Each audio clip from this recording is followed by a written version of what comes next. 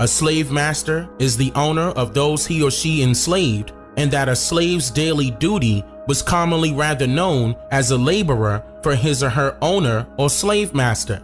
The truth is that a so-called slave master's position was literally the employer, no matter their hue of complexion, and the so-called slave's position was literally the employee. The majority of people today are at-will employees, and the contract that you sign in order to become employed by a company means that you can quit or be released from your job at will. But during so-called slavery times, these same contracts were binding for much longer periods of time. Once or if your contract expires, you were then released or freed from all duties.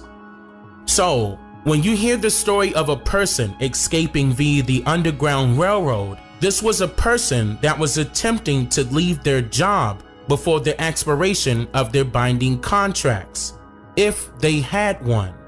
So, why was it an Underground Railroad? Because even the right of transit for a slave, or rather a fugitive, was denied if their contract was not completed. So, what is the Underground Railroad? Upon the arrival of foreigners, they discovered a transportation system that ran both above and underground. This transportation system was previously designed to run from coast to coast, aligning parallel with the canals and rivers throughout North America.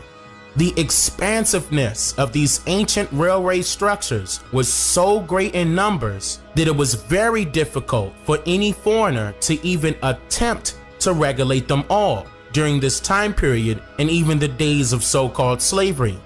Now, you can get an idea of what these underground railroads looked like if you were to visit, say, your local train stations, for example.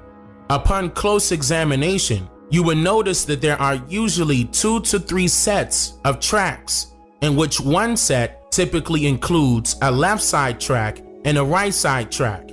In more common use areas, only 2 sets out of a possible 3 are being used today, leaving one to wonder why one set of tracks are currently not in use.